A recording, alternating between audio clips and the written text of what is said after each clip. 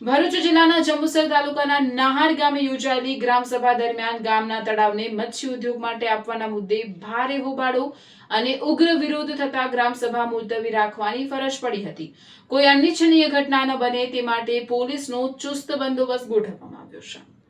રાજ્યના પૂર્વ કેબિનેટ મંત્રી છત્રસિંહ મોરીના વતન એવા નાહાર ગામે છેલ્લા અંદાજે 70 વર્ષથી સમરસ ગ્રામ પંચાયતની પરંપરા જળવાઈ રહી છે. સતત 14 ટર્મથી ગ્રામ પંચાયત સમરસ રહી છે. ગામમાં મુખ્યત્વે 2 સમાજની વસ્તી છે.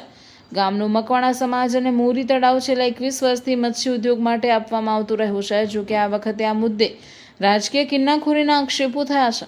મકવાણા સમાજ અને મોરી સમાજ આમને સામને આવી ગયા હોવાનું સામે આવ્યું છે. ગ્રામસભામાં બંને પક્ષોએ પોતાના મત અને વાંધા ઉગ્ર રીતે રજૂ કરતા વાતાવરણ તંગ બન્યું હતું. ગામમાં આગામી 2 મહિનામાં ગ્રામ પંચાયતની ચૂંટણી યોજાવાની હોવાથી હવે સૌથી મોટો પ્રશ્ન ઊભો થયો છે. છેલ્લા 70 વર્ષથી જળવાયેલી સમરસની પરંપરા યથાવત રહેશે કે પછી આ વખતે ચૂંટણી યોજાશે? હાલ સમગ્ર જંબુસર તાલુકાની નજર નાહાર ગામની આગામી રાજકીય પરિસ્થિતિ અને ગ્રામ પંચાયતની ચૂંટણી પર કેન્દ્રિત થઈ છે. તળાવને મત્સ્ય ઉદ્યોગ માટે આપવાના નિર્ણયને લઈ સભા મુલતવી રાખવામાં આવ્યા બાદ હાલ ગામમાં ભારેલા અગ્નિ જેવો માહોલ જોવા મળી રહ્યો છે. જયારે એ લોકોની બાજુના 10 વર્ષ સરપંચ રહ્યા ત્યારે આ તળાવનો મામલો કેમ એમને કર્યો? આ બાજુના જયારે સરપંચ આવ્યા ત્યારે એમને તળાવનો મામલો કર્યો. અને અમારી 2 ગણી પબ્લિક હતી એટલે અમારી હજુ સહયોગ બાકી હતી એટલે અમારી પબ્લિક જોઈને એ લોકોએ હુફારો કર્યો એટલે ઝઘડો કરીને અમે નીકળી ગયા.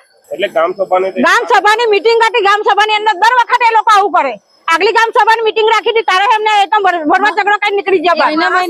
મહિના ગામ સભાની મીટિંગ રાખે એટલે અમે રદ કરાવી દીધી આ મીટિંગ.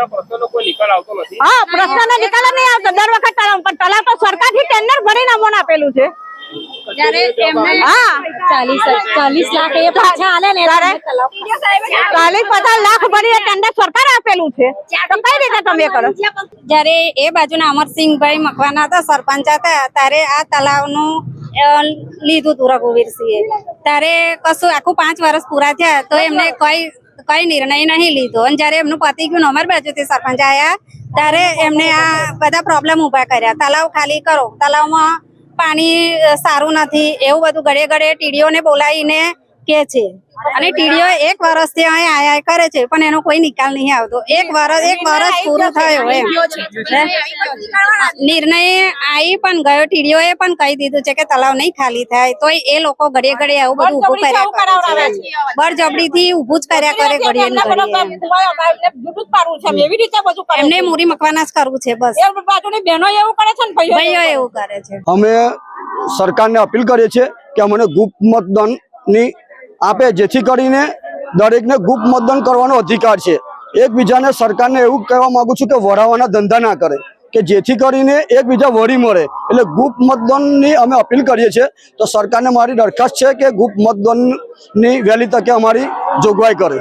કપડા ખરીદવા જવું હોય અને બજેટ પણ બતાવવું હોય તો એક જ નામ યાદ આવે, મેક્સ કલેક્ટિવ. કારણ કે એ ફેશન છે, વેરાયટી છે અને પ્રાઇસ પણ એકદમ પોકેટ ફ્રેન્ડલી છે. વિશ્વાસ નથી આવતો તો સાંભળો. Jeans, palazzo, Korean pants, cotton pants, tunic અને કિડ્સ વેર માત્ર 180 માં. અને જો તમને ક્લાસી અને ટ્રેન્ડી કલેક્શન ગમે છે તો Korean chiffon dress, Jaipuri kurti, Jaipuri gown માત્ર 200 માં. રેગ્યુલર વેર માટે ટોપ, ટી-શર્ટ, શર્ટ્સ માત્ર 100 રૂપીસમાં. અને ખાસ અટ્રેક્શન જયપુરી કોટન સેટ માત્ર 450 માં. તો હવે વાત કરીએ ઓફર્સની. 1500 ની શોપિંગ કરો અને મેળવો એક ટી-શર્ટ એબ્સોલ્યુટલી ફ્રી. અને બસ એટલું જ નહીં, અમારી ઇન્સ્ટા આઈડીને ફોલો કરો અને આ રીલ 3 લોકોને શેર કરો અને મેળવો એક્સ્ટ્રા 5% ડિસ્કાઉન્ટ.